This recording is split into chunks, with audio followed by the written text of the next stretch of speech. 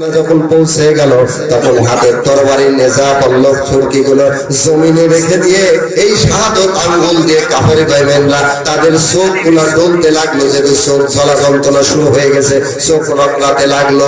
এই সুযোগে আল্লাহ রাসূল সাল্লাল্লাহু আলাইহি সাল্লাম কাফের বেঈমানদের হাতের নিচ দিয়ে বগলের নিচ দিয়ে বেরিয়ে গেলেন। জিবরাইল আলাইহিস সালাম সাথে করে কাফের বেঈমানদের বগলের নিচ দিয়ে বেরিয়ে মক্কা মদিনার দিকে রওনা হলেন। কাফের বেঈমানরা আল্লাহ নবীকে দেখতেও পারলো না, ধরতেও পারলো না, মারতেও পারলো না। জোরে জোরে বলেন সুবহানাল্লাহ।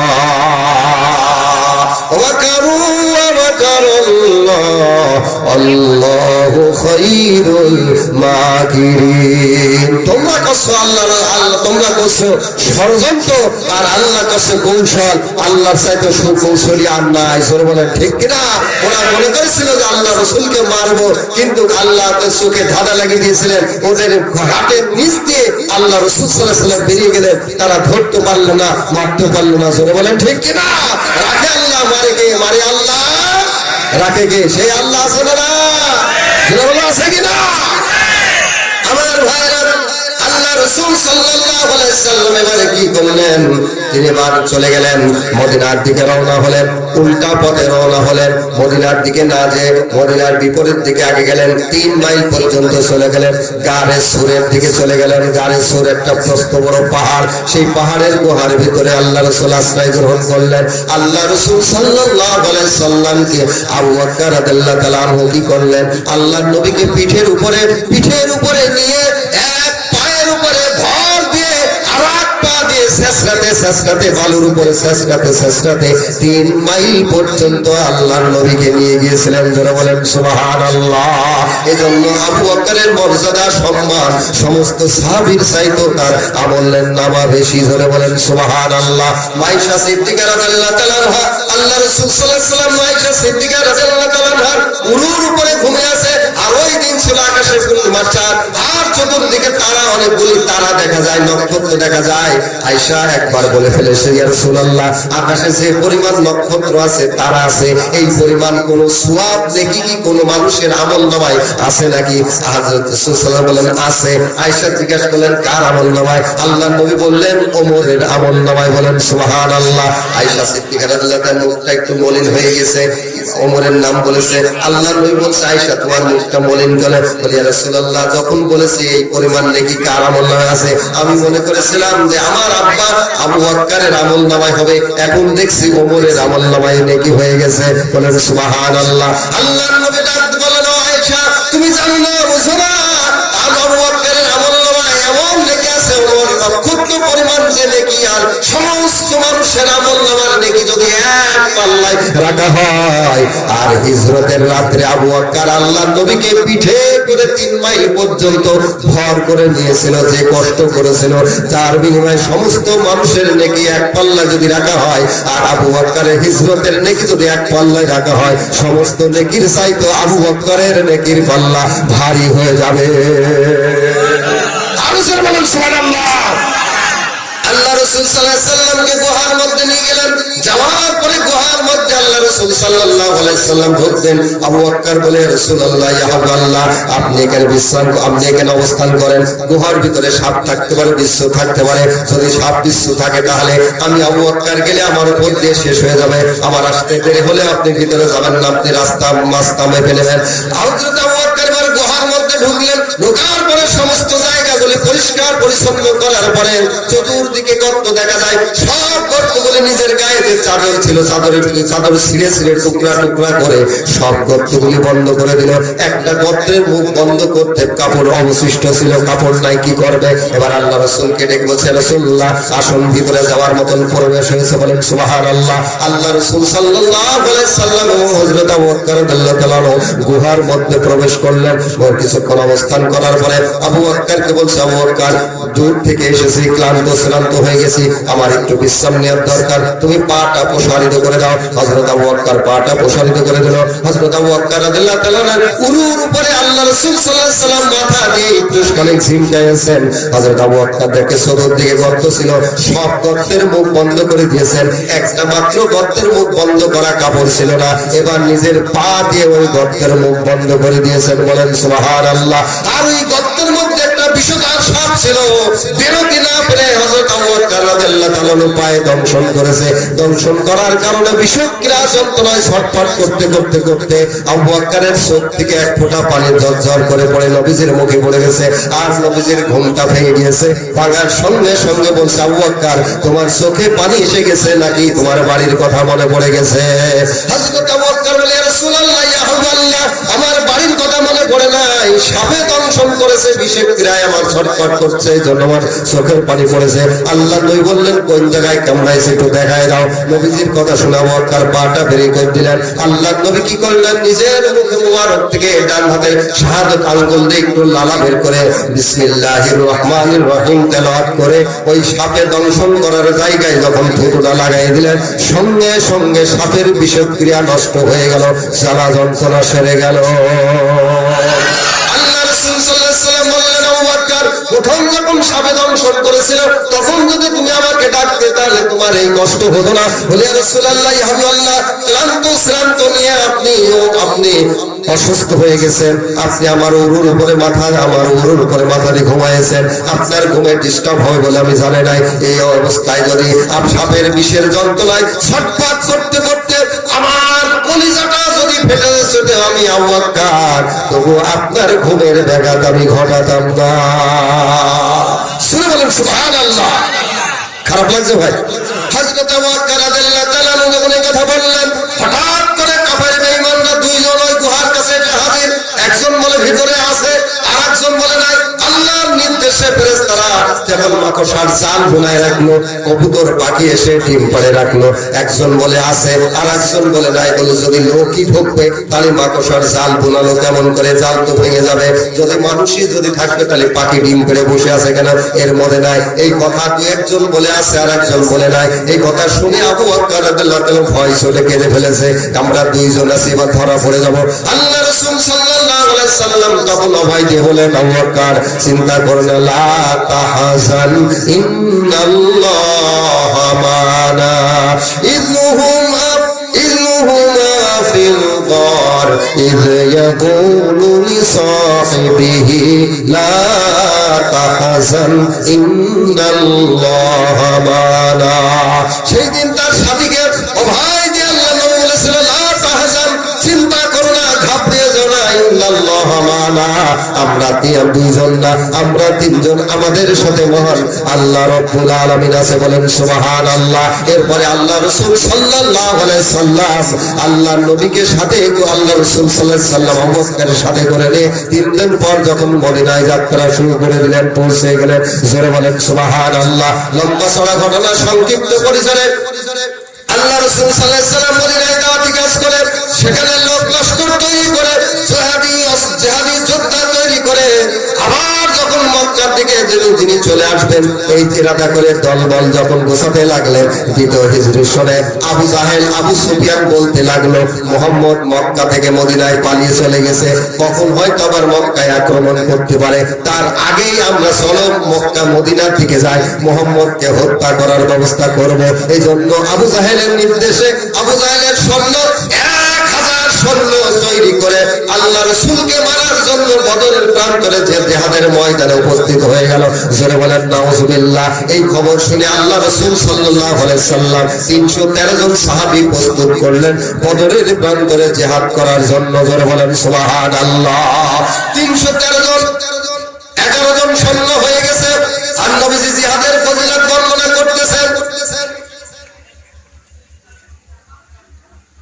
এটা জিকির করেন, সুবহানাল্লাহ ওয়ালহামদুলিল্লাহ লা ইলাহা ইল্লাল্লাহ। আর জোরে সুবহানাল্লাহ ওয়ালহামদুলিল্লাহ লা ইলাহা ইল্লাল্লাহ। আর জোরে সুবহানাল্লাহ।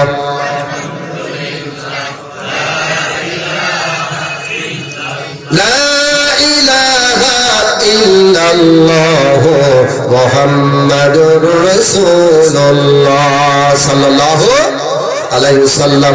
আমার ভাইরা, আল্লাহ রাসূল সাল্লাল্লাহু আলাইহি সাল্লাম লোক লস্কর তৈরি করে ফেললেন, যোদ্ধা তৈরি করে ফেললেন। জিহাদের বর্ণনা করছেন, যদি কেউ আল্লাহর রাস্তায় যদি জিহাদ করার জন্য সামনে ডান পা দেওয়ার পরে হাঁটার পরে যাওয়ার যাওয়ার পরে ডান পা সামনে দেওয়ার পরে পিছনের পা ফেলার পূর্বেই তার জীবনের সমস্ত গুনাহ খাতা মাফ হয়ে যায়।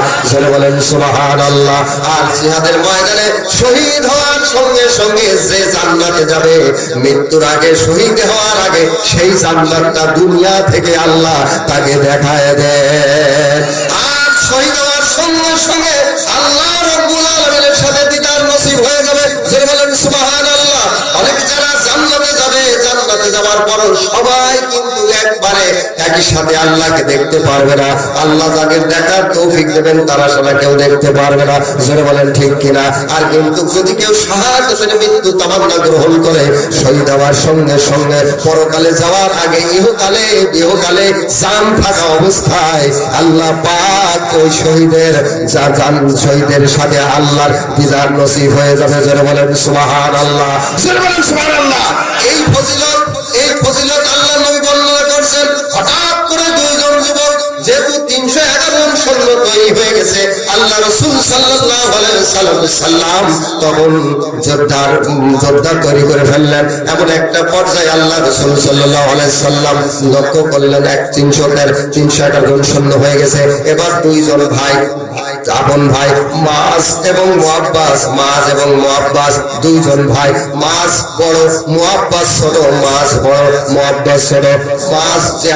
মাস বলছে রাসূলুল্লাহ আমি জিহাদের ময়দানে যাব। মুআব্বাস বলছে আমি জিহাদের ময়দানে যাব।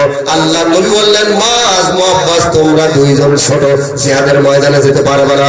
মাস বলে রাসূলুল্লাহ ক্ষমতার দিক থেকে, উচ্চতার দিক থেকে আমার বয়স অনেক আছে, আপনি আমাকে জিহাদের অনুমতি দিয়ে দেন। হযরত মুআজ রাদিয়াল্লাহু তাআলা আনহুকে আল্লাহ রাসূল সাল্লাল্লাহু আলাইহি সাল্লাম জিহাদের অনুমতি দিয়ে দিলেন। শুনে বলেন সুবহানাল্লাহ।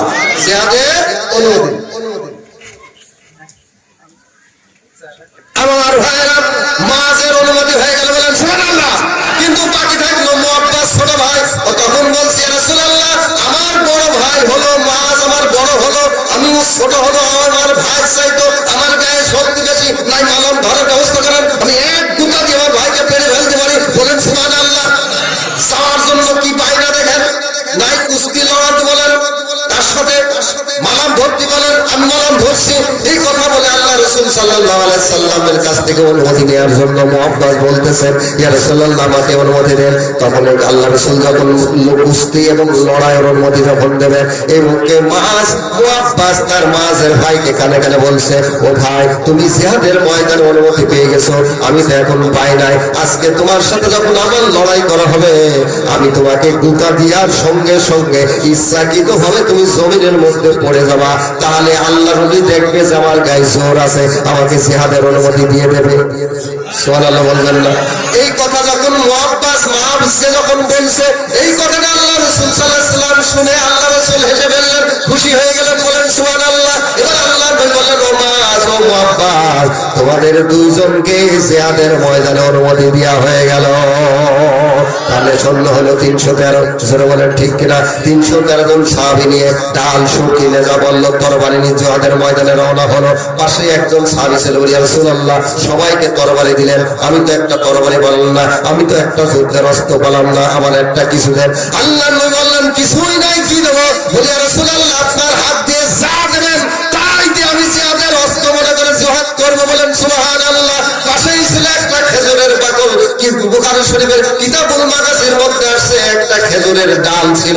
আল্লাহ নবী ওই শুকনা খেজুরের ডালটা ওই সাহাবীর হাতে দিলেন। সাহাবী কি করলেন? ওই শুকনা ডাল নিয়ে বদরের প্রান্তরে জিহাদের ময়দানে ঝাঁপিয়ে পড়লেন। বলেন সুবহানাল্লাহ। কিতাবুল মাগাজির মধ্যে আসছে যে ওই এক তরবারি দিয়ে একটা মানুষের কাল্লায় আঘাত করলে যে অবস্থা হয়, ওই সাহাবী আল্লাহ রাসূলের হাতে দেওয়া পবিত্র ওই খেজুরের ডাল দিয়ে কাফেরের গলায় আল্লাহু আকবার বলে যে আঘাত করেছেন, আল্লাহ রাসূলের আঘাতে আল্লাহ রাসূলের হাতে দেওয়া ওই খেজুরের ডাল দিয়ে যখন আঘাত করেছেন, এক আঘাতে ওই কাফেরের গলা কেটে 10 হাত ধরে যে লাফাতে লাগলো। এবার তুমুল যুদ্ধ শুরু হয়ে গেল। মাস এবং মুআব্বাস জিহাদের ময়দানে জমা হয়ে গেল। ওরা দুইজন উলুক ভুলুক দিয়ে তাকাচ্ছেন কে? আবু জাহেল। শুনেছি মক্কায় আল্লাহ নবীকে খুব অত্যাচার করেছে, আজকে আবু জাহেলকে কাহেল করে ছাড়বো। ওরা তো চেনে না। আব্দুর রহমান ইবনে আওফ রাদিয়াল্লাহু তাআলা বলছেন, আফরাদ দুই পুত্র মাস এবং মুআফফাজ দেখছি কি যেন খোঁজাখুঁজি করতেছে, চোখ দিয়ে এরকম তাকাচ্ছে। কাছে গিয়ে বললাম, বাবা তোমরা কি চাও? মাস বললো যে চাচা, মক্কায় আল্লাহ নবীকে খুব অত্যাচার করছে, আবু জাহেল আজকে জিহাদের ময়দানে এসেছে, কোন লোকটা আবু জাহেল আমাদের একটু চিনাই দেন। এই কথা বলার সঙ্গে সঙ্গে মাস তখন আব্দুর রহমান ইবনে আওফ বলেন, ওই দেখো পিছন দিক থেকে যে লোকটা তরবারি নিয়ে গিয়ে আসতেছে তোমাদেরকে মারার জন্য, ওই লোকটাই হচ্ছে আবু জাহেল। যেই বলেছেন ওই লোকটা আবু জাহেল, মাস সঙ্গে সঙ্গে নিজের হাতের তরবারি নিয়ে আল্লাহু আকবার বলে এক আঘাতে আবু জাহেলের উপরে এমন ভাবে আঘাত করলেন, এক আঘাতে আবু জাহেলের একটা প্রান্তরে কেটে গেল। ধরে বলেন সুবহানাল্লাহ। আবু জাহেল ক্লান্ত হয়ে গেল, যুদ্ধহত হয়ে গেল, দুর্বল হয়ে গেল। এই দৃশ্য দিকে আবু জাহেলের সন্তান ইকরামা দেখলো যে তার পিতা আবু জাহেলকে মাছ মেরেছে পিতৃ হত্যা বা পিতৃ আঘাতের বদলা নেওয়ার জন্য। আর তখন কি করলো, ইকরামা পিছন দিক থেকে এসে মাছের বাম হাতে আঘাত করলো, মাছের বাম হাতে আঘাত করলো। মাছের বাম হাতে আঘাত করার কারণে বাম হাতটা কেটে গেল। কেটে শুধুমাত্র একটুখানি চামড়ার সাথে ঝুলতেছে। এই কাটা ঝুলন্ত হাত দিয়ে এক হাতে তরবারি চালাচ্ছে, আর এক হাতে কাটা ঝুলন্ত হাত লড়তেছে। জিহাদ করে এই হাতের জন্য, ঝুলন্ত হাতের জন্য।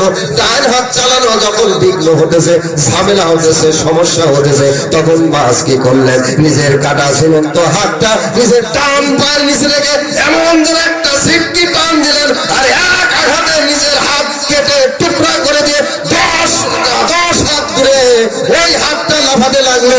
ডান হাতে তরবারি নিয়ে আমার আল্লাহু আকবার বলে আবু জাহেলের উপরে এমন জোরে একটা আঘাত করলো, এক আঘাতে আবু জাহেল সালামের মতন বদরের প্রান্তরে নিহত হলো। জোরে বলেন নাউজুবিল্লাহ। আবু জাহেলের গোষ্ঠী শেষ, কিন্তু জান বেঁচে আছে, এখনো দুমুদুমু করছে।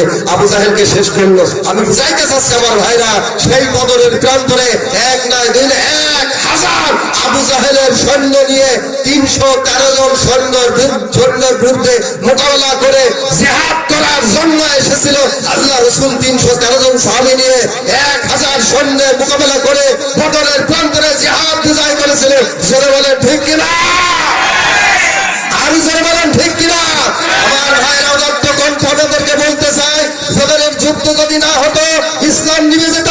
ইসলামের প্রথম বিজয়, ইসলামের বিজয় প্রথম যুদ্ধে, বদরের যুদ্ধে আল্লাহ রাসূল সাল্লাল্লাহু আলাইহি সাল্লাম 1000 সৈন্যের বিরুদ্ধে 313 জন সৈন্য নিয়ে বদরের যুদ্ধে বিজয় লাভ করে ইসলামের কালেমার পতাকা উড্ডীন করেছিলেন। সেইভাবে যদি বাংলার জমিনে ইসলামের পতাকা যদি উড্ডীন করতে হয়, এদেশে যদি ইসলামের রাজ কায়েম করতে হয়, 1000 সৈন্য লাগবে না, 300 জন সৈন্য লাগবে না।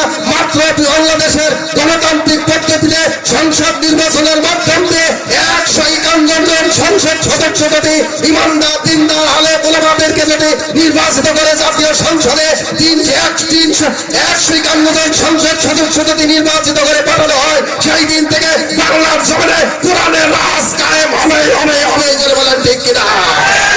আমার বাংলাদেশে ইসলামী রাষ্ট্র কায়েম হোক, 151 জন সংসদ সদস্য সারা বাংলাদেশ থেকে কমপক্ষে নির্বাচিত হোক। তারা সামনে হাত তুলে দেখায় দেয়।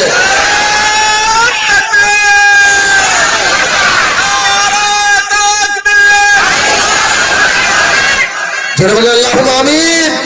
আর জোরে বলেন আমিন। আমার ভাইরা, আল্লাহ রাসূল সাল্লাল্লাহু আলাইহি সাল্লাম এই বদরের জিহাদ করে ইসলাম বিজয় করার পরে যখন 8ম হিজরি সালে আল্লাহ রাসূল সাল্লাল্লাহু আলাইহি সাল্লাম এবার মক্কায় যাত্রা শুরু করে দিলেন। সাহাবীদেরকে সাথে করে নিয়ে মক্কায় যাওয়া শুরু করে দিয়েছেন। এবার আবু জাহেলের লোকজন, আবু জাহেল তো বদরের যুদ্ধ খতম হয়ে গেছে, তার লোকজনরা শুনতে পেরেছে মুহাম্মদ আসতেছে। এবার না জানে কি হবে, কি অত্যাচার করেছি, কি জুলুম করেছি, নির্যাতন করেছি। মুহাম্মদ যদি মক্কা আসে, তার দল বলে লোক আমাদেরকে ধরে ধরে আমাদেরকে শেষ করে দেবে। এজন্য মক্কার লোক নবীজি আসার আগে মক্কা থেকে পালাতে শুরু করে দিল পাতিশেরের মতন। ধরে বলেন ঠিক কিনা? আরো জোরে বলেন ঠিক কিনা?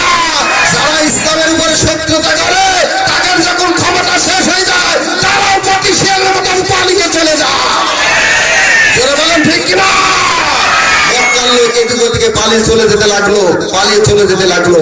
এক বুড়ি টোপলা বাঁধে নিয়ে চলে যাচ্ছে, বলছে যে আব্দুল্লাহর বেটা মোহাম্মদ আসছে, না জানি বলে সন্ত্রাসীরা গন্ধ পাওয়া যায়। বুড়ি চলে যাচ্ছে, টোপলা নিয়ে চলে যাচ্ছে, বলে কোথায় যায়? চলতে চলতে চলতে চলতে বহু দূর পর্যন্ত চলে গেছে। আল্লাহ রাসূল সাল্লাল্লাহু আলাইহি সাল্লাম দেখছেন একজন বুড়ি তার টোপলা নিয়ে চলে যাচ্ছে। আল্লাহ নবী তার কাছে গেলেন, যাওয়ার বলছে, বুড়ি তুমি টোপলা নিয়ে কোথায় যাও? বলে আব্দুল্লাহর বেটা মোহাম্মদের অত্যাচারে আর বাঁচবো না, যার কারণে বলা গেল আগেই পালিয়ে চলে যায়। আল্লাহ রাসূল সাল্লাল্লাহু আলাইহি সাল্লাম বলে, ঠিক আছে বুড়িমা, তোমার কষ্ট হচ্ছে, তোমার বোঝাটা আমার মাথায় দাও। বলেন সুবহানাল্লাহ। আল্লাহ রাসূল সাল্লাল্লাহু আলাইহি সাল্লাম এই বিজয় করার পর আল্লাহর নবী তার কোনো প্রতিশোধ নেয় নাই। বলেন আলহামদুলিল্লাহ। সাধারণ ক্ষমা করেছেন, যারা বলেন ঠিক কিনা? ঠিক। আল্লাহ রাসূলের তরিকা অনুযায়ী এই বাংলাদেশ ইসলামী আন্দোলনের প্রধান নেতা, প্রধান আমিরও তিনি সাধারণ ঘোষণা করেছেন, যারা বলেন ঠিক কিনা? আমার ভাইরা, এবার যখন হযরত সাল্লাল্লাহু আলাইহি সাল্লাম ওই বুড়ি যখন পালিয়ে চলে যেতে থাকলে, আল্লাহ নবী বলেন, বুড়িমা তোমার বোঝাটা আমার মাথার উপরে দাও, চলো দেখি যাই। চলতে চলতে চলতে চলতে বহু দূর পর্যন্ত চলে গেছে। বলে বুড়িমা আর কত দূর যাবো? বলছে ওই পাহাড়ের নিকটে চলো, ওখানে গেলেই হবে, এখানে কেউ আসতে পারবে না। এবার আল্লাহ রাসূল সাল্লাল্লাহু আলাইহি সাল্লাম বুড়িকে নিয়ে গেলেন, যাওয়ার পর সেখানে রাখলেন, রেখে বলেন বুড়িমা এখানে থাকো, আমি চললাম। নবীজি বলছে, বাবা একটু দাঁড়াও, একটু বিনিময় নাও। বলে বুড়িমা কোনো বিনিময় নেবো না। বলে এত ভালো মানুষ কি পৃথিবীতে আছে? এত দূর পোটলা টেনে দিল, বোঝা টেনে দিল, অথচ কোনো পারিশ্রমিক নিল না। বাবা তুমি কি? বলে বাবা, বলে তুমি কি, তোমার পরিচয় কি? আল্লাহ নবী বললেন, ও বুড়িমা, যার দোহাই দিয়ে, যার নিয়ে তুমি পালার জন্য সেই মক্কা থেকে এত দূর পর্যন্ত পালিয়ে এসেছো, আমি সেই মহান নায়ক আব্দুল্লাহর বেটা মুহাম্মদ রাসূলুল্লাহ সাল্লাল্লাহু আলাইহি সাল্লাম। বুড়ি চোখ টাকা ঘুরি, যার জন্য পালাইছে সেই আমাকে ধরা পড়েছে। আল্লাহ নবী বলেছে, বুড়িমা কোনো চিন্তা করো না, কোনো দুঃখ করো না, তোমার কোনো ভয় নেই, কোনো দুঃখ নাই, তোমাকে কিছু বলবো না, তোমাকে ক্ষমা করে দিলাম। বলেন সুবহানাল্লাহ। আল্লাহ রাসূলের আদর্শ দেখে, তার দয়া দেখে, তার মায়া দেখে বুড়ি সঙ্গে সঙ্গে ঘোষণা করলে, বলেন লা ইলাহা ইল্লাল্লাহু মুহাম্মাদুর রাসূলুল্লাহ সাল্লাল্লাহু আলাইহি সাল্লাম। আল্লাহ রাসূল সাল্লাল্লাহু আলাইহি সাল্লাম মক্কার অভিমুখে রওনা হলেন। মক্কায় যখন পৌঁছে গেলেন, নিজের আপন চাচারা পালাতে শুরু করে দিল, সবাই পালিয়ে চলে গেল। নিজের আপন চাচিরা পালাতে শুরু করে দিল, সবাই এদিক ওদিকে দিক থেকে চলে গেল। নবীজি সাল্লাল্লাহু আলাইহি সাল্লাম মদিনা থেকে মক্কায় সর্বপ্রথম কাবা শরীফের পাশে এসে হাজির হয়ে গেলেন। বলেন সুবহানাল্লাহ।